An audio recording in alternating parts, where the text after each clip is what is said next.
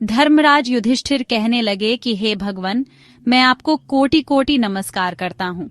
अब आप कृपा करके चैत्र शुक्ल एकादशी का महात्म्य कहिए। श्री कृष्ण कहने लगे कि हे धर्मराज, यही प्रश्न एक समय राजा दिलीप ने गुरु वशिष्ठ जी से किया था और जो समाधान उन्होंने किया वो सब मैं तुमसे कहता हूँ। प्राचीन काल में भोगीपुर नामक एक नगर था। वहाँ पर अनेक ऐश्वर्यों से युक्त पुंडरीक नाम का एक राजा राज्य करता था। भोगीपुर नगर में अनेक अप्सरा, किन्नर तथा गंधर्व वास करते थे।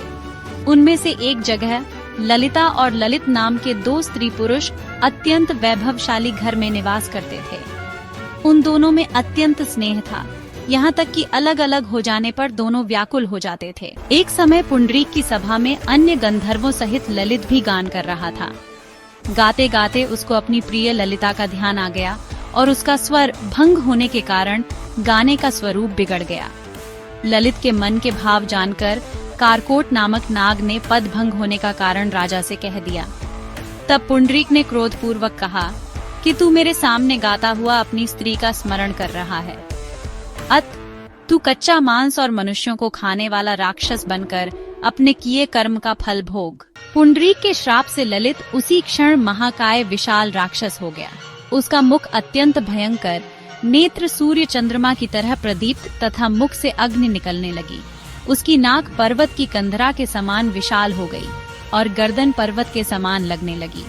सिर के बाल पर्वतों पर खड़े वृक्षों के समान लगने लगे तथा भुजाएं अत्यंत लंबी हो गईं। कुल मिलाकर उसका शरीर 8 योजन के विस्तार में हो गया। इस प्रकार राक्षस होकर वह अनेक प्रकार के दुख भोगने लगा। जब उसकी प्रियतमा ललिता को यह वृत्तांत मालूम हुआ तो उसे अत्यंत खेद हुआ और वह अपने पति के उद्धार का यत्न सोचने लगी। वह राक्षस अनेक प्रकार के घोर दुख सहता हुआ घने वनों में रहने लगा। उसकी स्त्री उसके पीछे पीछे जाती और विलाप करती रहती। एक बार ललिता अपने पति के पीछे घूमती घूमती विंध्याचल पर्वत पर पहुंच गई, जहां पर श्रृंगी ऋषि का आश्रम था। ललिता शीघ्र ही श्रृंगी ऋषि के आश्रम में गई और वहां जाकर विनीत भाव से प्रार्थना करने लगी। हे सुभगे, तुम कौन हो और यहाँ किस लिए आई हो? हे मुने, मेरा नाम ललिता है। मेरा पति राजा पुंडरीक के श्राप से विशालकाय राक्षस हो गया है। इसका मुझको महान दुख है। उसके उद्धार का कोई उपाय बतलाइए। हे गंधर्व कन्या, अब चैत्र शुक्ल एकादशी आने वाली है, जिसका नाम कामदा एकादशी है। इसका व्रत करने से मनुष्य के सब कार्य सिद्ध होते हैं।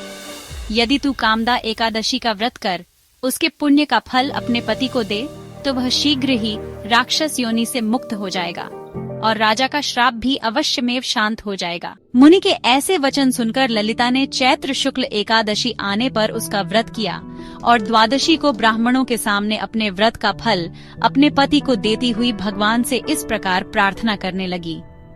हे प्रभो, मैंने जो यह व्रत किया है इसका फल मेरे पति देव को प्राप्त हो जाए, जिससे वह राक्षस योनि से मुक्त हो जाए।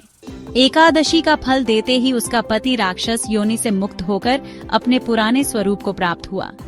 फिर अनेक सुंदर वस्त्राभूषणों से युक्त होकर ललिता के साथ विहार करने लगा।